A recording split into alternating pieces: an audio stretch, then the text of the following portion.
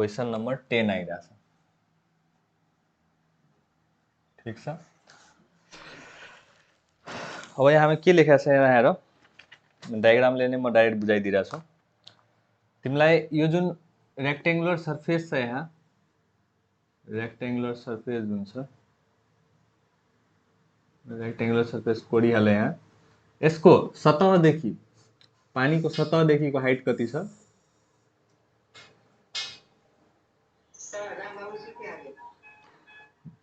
सूचना देव अब के गर्न सक्छौं हामी।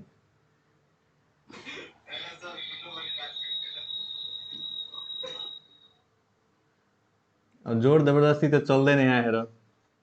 पढ्ने इच्छा छ भने पढ, छैन भने नपढ, के भन्न सक्छु। हेर है त यो डाइमेन्सनहरु लेखिदिरहेको छु जुन क्वेशनमा दिएको छ। ठीक छ। यसको ब्रेथ 3 मिटर, हाइट 1 मिटर, यो रेक्टेंगुलर बडीको जो भर्टिकली इमर्स भएको छ। र यसको फ्री सर्फेसदेखि जुन हाइट जुन छ, फ्री सर्फेसदेखि त्यो हाम्रो कति भएको? फ्री सर्फेसदेखि हाइट 1 मिटर भएको। अब हेर यहाँ, अब हामीलाई यहाँ एउटा कुनै पोजिसन हामी लेखिदिन्छौँ जी र कुनै पोजिसन लेखिदिन्छौँ पी, जुन हामीलाई पत्ता लगाउनु छ दुवै कुरा। यो भनेको जी भनेको के हो? सेन्टर अफ ग्राभिटीको डिस्टेन्स हो फ्रम कहाँदेखि? सर्फेसदेखि। जसलाई हामी केले रिप्रेजेन्ट गर्छौँ? एच बारले। जेले पनि गर्न सक्छौ, तिमीहरूको इच्छा हो। मैले यहाँ एच बारले रिप्रेजेन्ट गरिरहेको छु। सिमिलरली पी भनेको पोजिसन अफ सेन्टर अफ प्रेसरको ठाउँ हो। किन हल्ला गरिरहेछौ? क्लास चलिरहेछ, यो माइक खोलेर कराउ न, त्यो माइक बन्द गरेर। रेकर्डिङ भइरहेछ यहाँ बेकारमा, तिमीहरूकै लागि अपलोड गरिदिने हो, पछि एक्जाम टाइममा रिभिजन गर्नलाई हेल्प हुन्छ। ठीक छ। यो दुईटा कुरा हामीले अब डेरिभेसन्स त लेखिसक्यौं। के भनेछ पत्ता लगाउनलाई? फर्स्ट कुरा, फाइन्ड टोटल प्रेसर फोर्स कति छ, कति लागिरहेछ पानीद्वारा प्रेसर फोर्सेसमा कति लागिरहेछ। दोस्रो कुरा भनिरहेछ position of centre of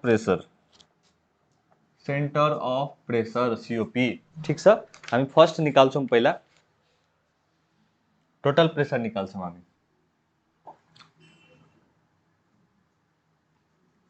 total pressure force निकाल्छौं, TPF लेखिदिएँ मैले यहाँ, टोटल प्रेसर फोर्स। अब यहाँ लेखिदिने गिभेनमा के छ र यहाँ गिभेनमा के छ? बी भनेको कति दिएको छ? 3 मिटर, यसको बी विड्थ। यसको डेप्थ कति दिएको छ रेक्टेंगलको? तिमीलाई 1 मिटर दिएको छ। ठीक छ। भनेपछि यसको एरिया निकाल्नु पर्यो हामीले इक्वेसनमा फुन गर्नलाई। Area of plane surface, area equal to B into D भएको कति भएको? 3 into 1 equal to 3 metre square भएको। ठीक छ। अब हामीले के निकाल्नु पर्यो? एच बार निकाल्नु पर्यो। एच बार कति हुन्छ भन त मलाई? त्यो त किताबबाट जसले नि भनिदिन्छ नि, कसरी हुन्छ त्यो पनि त बुझ्नु पर्यो। अब अर्को टाइपको क्वेसन आयो भने कसरी हुन्छ? एच बार भनेको हेर, यो के भनिरहेको छ? एच बार भनेको centre of gravity from the free surface हो। ठीक छ। यहाँदेखिको यहाँ डिस्टेन्स कति छ? 1 मिटर छ। ठीक छ कि छैन? 1 मिटर। त्यसपछि हेर यहाँ म एउटा कोडिरहेको छु, यहाँ फिगर कोडिरहेको छु एउटा। यो हाम्रो रफ फिगर छ एउटा। यो सेन्ट्रोइड पोइन्ट भनेको के हो? यो पोइन्ट हो सेन्ट्रोइड पोइन्ट। को ह्यान्ड रेज गरिरहेछ यस्तो? यो हेर न, यहाँ सेन्टर पोइन्ट छ। यो मानौ यो 2 मिटर छ, त्यो सेन्टर पोइन्ट कतिमा आउँछ भन त मलाई? आइडिया लगाऊ त अहिलेसम्मको पढेको जियोमेट्रीबाट।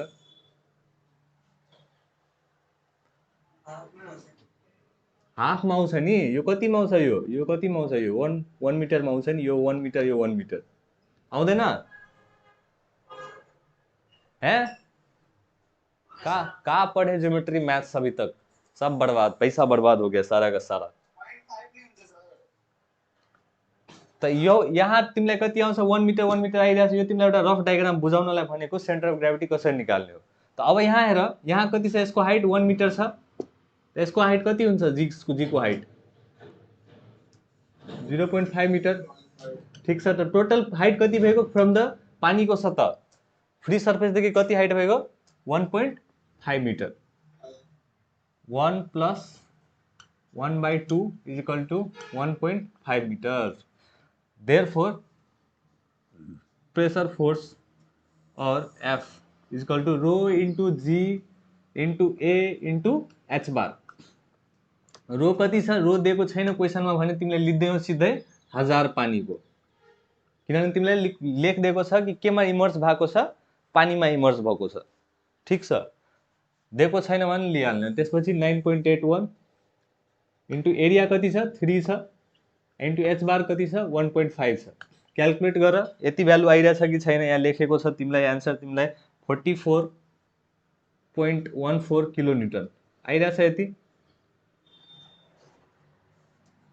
इक्वल टु हेरिहाल्यो क्यालकुलेटरमा चेक गरेर। अब हामी अर्कोतिर लाग्छौँ। यो बुकमा धेरै एन्सरहरू मिस्टेक छ, त्यही भएर एकपल्ट एन्सरहरू सबै चेक गरिहाल्नु। यसको centre of pressure, centre of pressure कहाँ लागिरहेछ? अब सेन्टर अफ प्रेसरको लागि अब त्यो फर्मुला हामीले डाइरेक्ट युज गर्ने हो। यहाँ H bar is equal to के थियो formula? IG by AH bar plus H bar, भर्खर निकालेको फर्मुला। याद आयो केही? याद आइरहेछ केही? यो फर्मुला भर्खर निकालेको थियौँ हामीले हो। अब हेर यहाँ हामीसँग यहाँ यो पोजिसन फाइन्ड गर्नलाई यो एच बार छ, ए छ, एच बार छ, सबै छ। यो आइजी छ हामीसँग छैन। यो आइजी को लागि एउटा चार्ट रट्नुपर्छ तिमीहरूले। ट्रायंगलको भ्यालु के हुन्छ, रेक्टेंगलको एउटा फर्मुला रट्नुपर्छ। अहिलेको लागि म रेक्टेंगल फर्मुला पठाइदिन्छु chart. Four rectangle moment of inertia about है। फेरि यो एक्सिस चेन्ज भयो भने फर्मुला चेन्ज भइहाल्छ। यो आइजी को भ्यालु हो, आई नट को भ्यालु होइन। आई नट भयो भने अर्को फर्मुला भइहाल्छ। अहिले सबैजना एबाउट सेन्टर अफ ग्राभिटी, यहाँ हेर म लेखिदिइरहेको छु रफ डायग्राममा के निकालिरहेछौँ हामी, के लेखिरहेछौँ। यो हाम्रो सेन्ट्रोइड भइगयो, निकालिरहेछौँ, लेखिरहेछौँ। त्यो हल्का चाहिँ तिमीलाई जेनरल मिनिङ हुनु पर्यो तिमीसँग।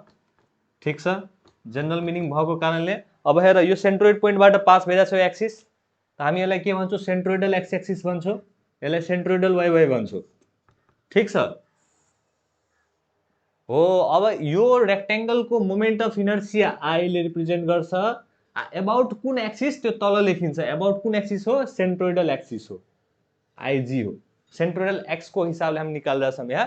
त्यसको फर्मुला आइहाल्छ moment of inertia about centroidal axis. यसको फर्मुला हो तिमीलाई B into D times cube by 12। ठिक छ, यही तिमीलाई चेन्ज भइहाल्छ। यदि तिमीलाई moment of inertia of this rectangle about the base भनिदियो भने एबाउट अफ द बेस, त फर्मुला चेन्ज भइहाल्छ बीडी क्यूब बाई 36, जुन कि हामी युज गर्दैनौँ। अहिलेको लागि तिमीले के बुझ्नु पर्यो? यो चारवटा फर्मुला रेक्टेंगल, स्क्वायर, सर्कल र ट्रापेजियमको चारवटा moment of inertia about is centroidal axis रट्नु पर्यो तिमीहरूले, चारवटै फर्मुला र सेन्ट्रोइडको र सेन्ट्रोइडल एक्सिसको। अब यहाँ हेर बीडी क्यूब बाई 12 कति लिख्ने हो त? बीडी क्यूब बाई 12 हेर त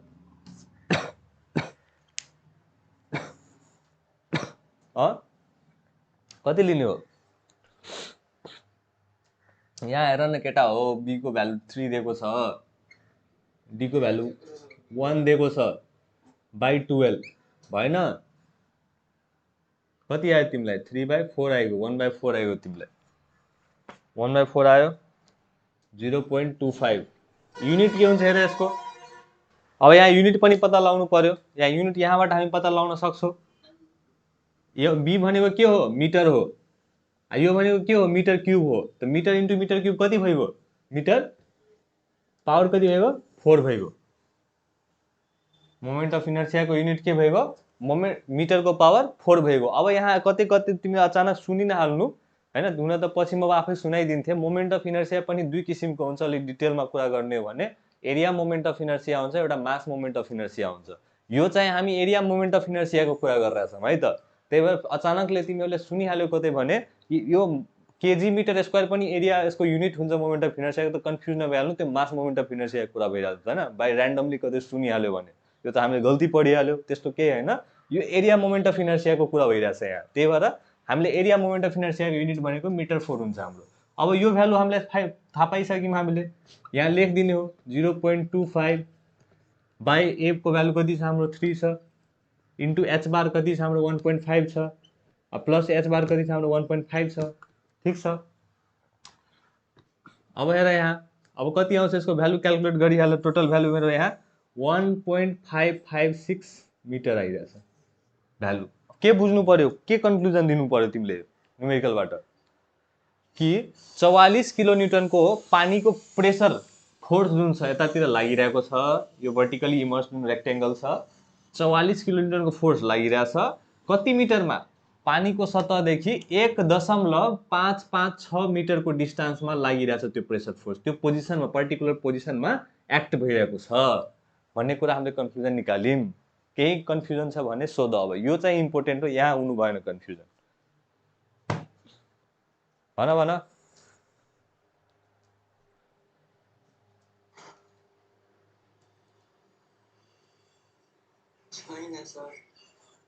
यहाँ चाहिँ यस्तो छ, किन मैले भने थिएँ तिमीलाई हामीलाई यहाँ कन्क्लुजन मात्र इम्पोर्टेन्ट छ। त्यो डेरिभेसन दुई चारवटा यस्तो ठाउँ छ जुन कि अलिक धेरै भास्ट छ यो टप च्याप्टरको लागि, जुन कि बिस्तारै मेकानिक्समा पढेपछि बल्ल बुझिन्थ्यो। त त्यही भएर त्यो दुई तिनवटा स्टेपहरू छ, त्यो स्टेप अहिले जस्ट रटिहाल्ने एज अ फर्मुला। डेरिभेसनको रिजल्ट चाहिँ एकदमै इम्पोर्टेन्ट हो अहिलेको लागि, प्रेजेन्ट सिचुएसनको लागि। त्यो दुईवटा रिजल्ट जुन छ निकाली के रहेको छौ, खासमा त्यो के हो, त्यो कुन भ्यालु हो, कहाँ लागिरहेछ होइन, त्यो चाहिँ बुझ्नु पर्यो मेन कुरा चाहिँ। ठिक छ। आई होप यु अन्डरस्ट्यान्ड होइन।